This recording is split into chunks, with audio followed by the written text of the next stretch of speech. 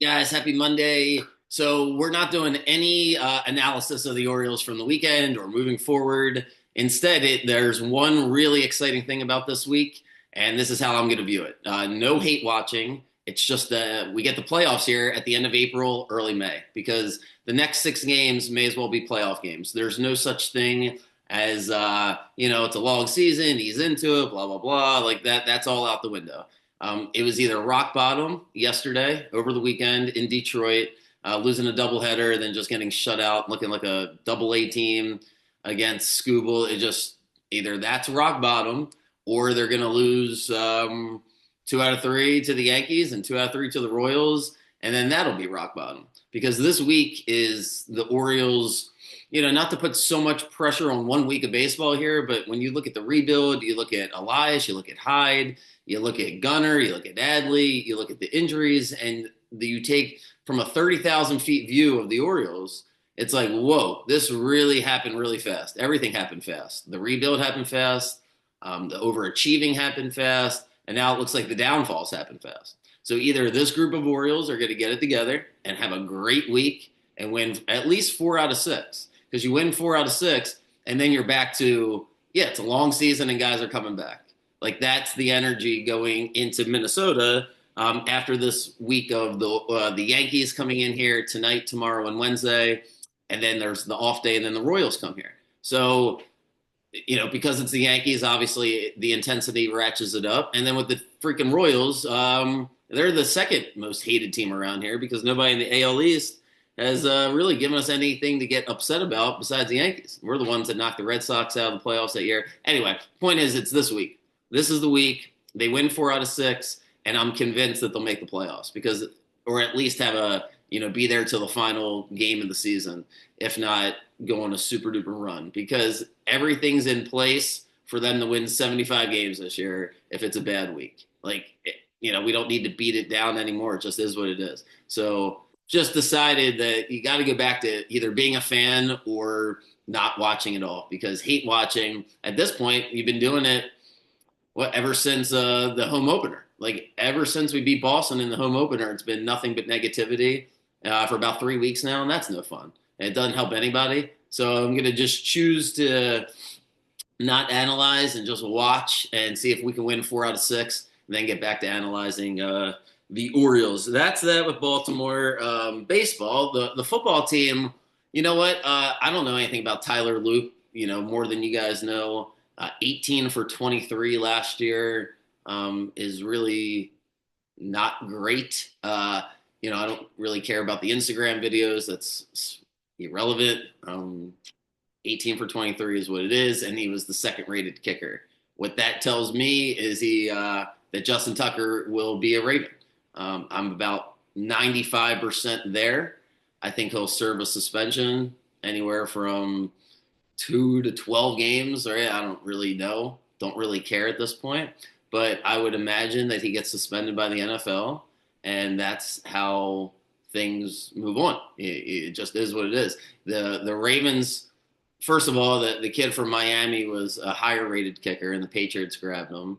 And then secondly, just doing your homework on Tyler Loop and saying to yourself, if you're a football team and you're DeCosta and you're Harbaugh and you're going to need a field goal in Kansas City or in Buffalo or Cincinnati in December, and you got Tyler Loop from Arizona, or you got Justin Tucker, who just made a 50-yard plus field goal in Buffalo. Despite him not having a great year, the last time you saw him kick a field goal, it was a beauty. So the Ravens have decided that Tyler Loop most likely is the insurance policy for the suspension.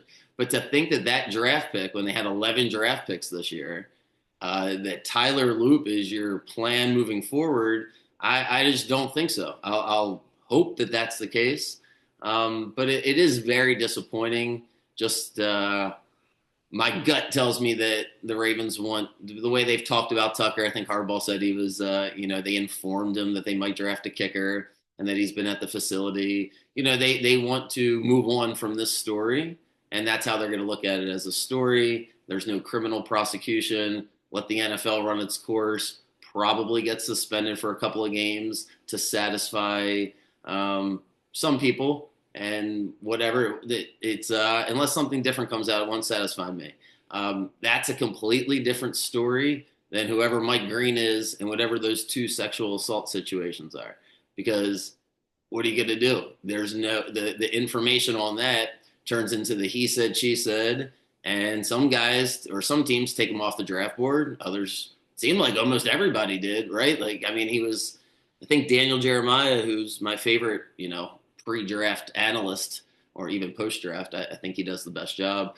He had him as the 17th rated prospect. Nobody had him, under 30. So the fact that the Ravens took him and you listen to the explanation after, I've just always, as a fan, and I think this is how most fans do, is like if I have to do hours of research on my own to figure out if this is a good guy or not, then I'm probably going to find too many guys that aren't good guys, just to be transparent about it. So unless you kind of just let it roll and it is what it is. The Tucker situation, and this isn't Tucker pod, but just to finish the point, is it's a completely different scenario, right? You have dozens of women who don't want anything from him, who want to be anonymous, and who were physical therapists, right? Not somebody that was in a potential relationship where you just, it's not worth going in and trying to be the jury. And the Tucker, it just is so disgusting with the reporting that you just felt like, yeah, can you it's hard to root for somebody like that once you know all of that. So anyway, that's my take. As far as the rest of the draft, I talked about Starks on Friday. I love Starks. I think he's great. That's who I wanted in the draft. That's who I predicted they would draft if he was there. So yeah, I'm all in on that. You won't find anybody that's more all in. I think that was the perfect pick, the right pick. The offensive tackle, Jones from LSU. I mean, you get a third round offensive tackle with his pedigree from LSU, and you just assume that that's a good pick. Probably a backup, which is fine. But seems versatile. Whatever. The rest of the guys, I'm not going to pretend to be the draft expert here, but they got 11 guys. They have a lot of decisions to make. It'll be interesting. DeCosta talked about adding the defensive tackle. I think that's the one thing they didn't address that is necessary. Everything else, they just plugged in holes here, plugged in holes there, and it feels like we can make a Super Bowl run. So my fandom really will depend on how things play out here over the next few months, but looks like a good draft from a football standpoint. The Shador thing, and then I'm going to do more analysis of the draft tomorrow, and then we'll get to basketball. But the Shador thing is very simple in my opinion. Being around athletics as long as I've been, without it being at the highest level, if anybody's the most forward-thinking people as far as race and culture is concerned, it's people involved in sports, right? Because they're motivated to win. To me, it's as simple as you're not good enough to get away with being arrogant. Everything else is just a bunch of noise that you're trying to get inside people's heads and hearts, and I don't really enjoy doing that. I think that's a waste of time. I would just analyze Shador Sanders as a first or second round talent potentially. Maybe he makes it work. Maybe he doesn't. Kind of a Geno Smith vibe is how I viewed him. And the intangibles then mean everything, right? If you have really good intangibles, then yeah, someone takes a chance on you and gives you the ball and lets you roll. If it's like, hey, this doesn't really work out and my dad might take my job as the coach, or you're kind of a dick during, excuse my language, if you're kind of a jerk during, interviews, or you act as if you're better than you are, I think it's just like anything else. It's like going to a restaurant and the steak is really worth $27 and it's 59. It's like, no. The other steakhouse is worth 59. Whatever. Anyway, I just don't care that much to try to make this a cultural, racial. Who cares? His dad is a head coach in college football who is lurking around ready to take your job. Like, that's way obvious, right? Is Deion just going to coach at Colorado for the next 10 years? No. If he gets drafted by the Browns or the Giants or the Saints, and then that team sucks, and then the coach sucks, yeah, let's just bring in your dad. It's worked here, it's worked there. So you can't blame an organization for not wanting to do that. So I blame Deion more than anything. His attitude during Super Bowl week, if you remember, if you watch any of the interviews, he acted, he referenced the Eli Manning stuff, and there's certain organizations that Like, dude, that just doesn't work. That doesn't work when you're not amazing. So that's my Shador take. Basketball, Luca reminded me yesterday why I hate him as a basketball player. I cannot stand him. I can't believe I took the Lakers. I should have known LeBron. It's like I've done a 180 on LeBron. First, let's do LeBron. Then I'll yell about Luca. LeBron's an alien. I don't understand how this is possible. I just don't understand. He is so good. He was so good yesterday on defense. It was ridiculous. He's making every play, every pass, everything he does is just ridiculous. I just cannot get over it. Anthony Edwards, though, is the best player on the court. I thought he had his coming out party last year, and then he ran out of gas against Dallas right after they beat the Nuggets. The Mavericks got him just by having a better team. And you got to give the Timberwolves credit because Julius Randle is a different physical presence, obviously, than Karl Anthony Towns, and it works. And DiVincenzo comes up big, makes the huge play with the N1.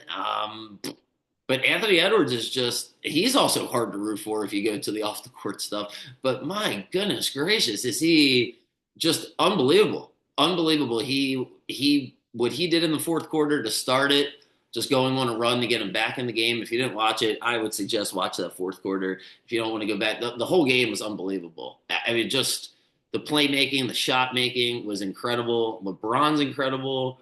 The Timberwolves' Naz Reid was fantastic. He's been killing the Lakers. He was great last year. And then, what's his face? Rui Hakamura, that was awesome. Him and Reeves, I know Reeves missed the last shot at the end, but they always have to make a play because, and now we'll get to Luka. I can't believe what he did yesterday. This is what he did. 46 minutes of basketball, about 15 to 20, probably, maybe not that many, but a dozen or so brilliant plays. Actually, it probably is 20 when you consider some of the other stuff. I mean, brilliant. Like, I don't know if anybody besides LeBron in the entire world has ever, maybe Magic John. I don't know. Like, this is unbelievable the way he handles the ball, makes his passes, right? Like, unbelievable. Makes about 15 to 20 plays that no one else can make. Plays 46 minutes, 38 points. So how do you hate a person like that as much as I can't stand him as a basketball player? Just as a basketball player, right? This is why. 2 assists and 1 rebound, and the ball just stays in his hands for that entire fourth quarter. Every single possession the Lakers have is the same play. He just dribbles and dribbles and dribbles until they bring either a double team, and then, yes, he makes a great pass most of the time. He had a couple turnovers, but he usually makes an amazing pass to whoever's open, and it leads to like a 4-on-3 situation. And it's incredible with Rui and Reeves and LeBron. Dorian Finney-Smith made a couple shots, and the Lakers played the entire same 5 guys the whole second half. Just absolutely incredible what they did. But Luka's, you can't play basketball that way when nobody touches the ball beside you down the stretch. It's too easy to guard, and then you have a couple of possessions where you get nothing / a turnover, because if Luka doesn't make the pass, he tries to go one-on-one sometimes, and then it's just not there, and everyone is not involved the way they need to be involved, and they almost still get away with it, because they put up 113 points, and the shot making was great. The reason they lose the game is because he can't guard anybody either. He is such a liability on defense that the Lakers are always scrambling. He fouls Edwards on the 3, which was just a terrible foul. And you play the whole game, and he doesn't contribute with the rebounds, and the Lakers don't have a big guy. So it's just frustrating because I feel like they got away with Luka just dribbling, because the shot making was still great yesterday. But it's so hard to play basketball when you get no fast breaks. There's no easy buckets, just moving the ball, and you run the same plays over and over and over again. And it just drives me crazy. LeBron was amazing yesterday. Just to lose the game the way I lost that game. This weekend, I mean, Holy shit. It's just game after game. The Pistons game, I wish they wouldn't review every single play to then find out we don't review this play. I don't even understand the rules and the challenges, and it's so dumb. And then the guy gets fouled at the end of the game on a three-pointer to the point that the referees admit that they get the call wrong, which is also the dumbest thing. Like that makes everybody feel great. Like, yeah, we know you screwed the game up. Thanks for letting me know 20 minutes after the game. Am I getting my money back? Like, that's not happening. Are the Pistons winning the game? They're not. That's a heartbreaking game to lose. Luckily, I win the Celtics game. And then the Pacers screwed me the other night, and then I get scared to take them yesterday. And then that's it. I don't know if they win the game like that. Who knows what happens if Lillard doesn't go out? What a crazy turn of events for him in his life. Went from I'm staying in Portland, this is my city. I played college out here. I'm married to I'm divorced. I need to leave. I go to Milwaukee. I got a blood clot.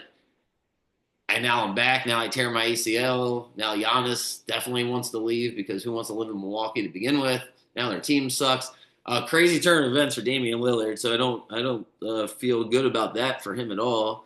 I just feel bad for myself that I didn't jump on the Pacers yesterday because I should have known. They scored 57 in the first half. They're up by 10 in game three. Looks like both bets are going to hit, or at least I'm going to hit one of them because if the Bucks are going to come back, then the Pacers should at least get over their total, but they just can't score in the second half, so that was great.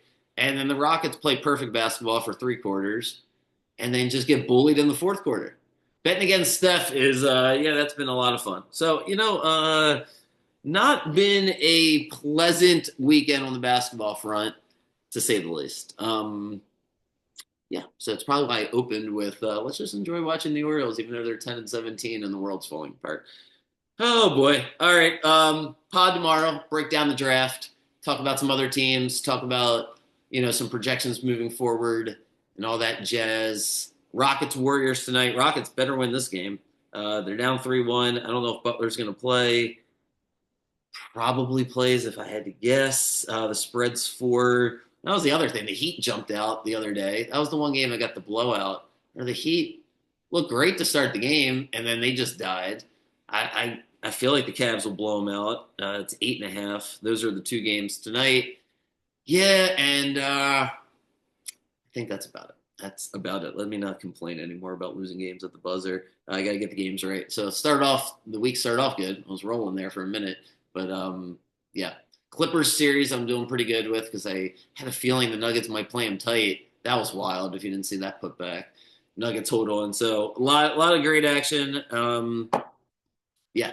Anyway, have a great day. Enjoy the Orioles today, or just don't watch, right? And just wake up tomorrow, check the box score, and if they win, then listen to everybody talk about it. If they lose, you do something else. That's where I'm at right now. Hope you guys have a good day.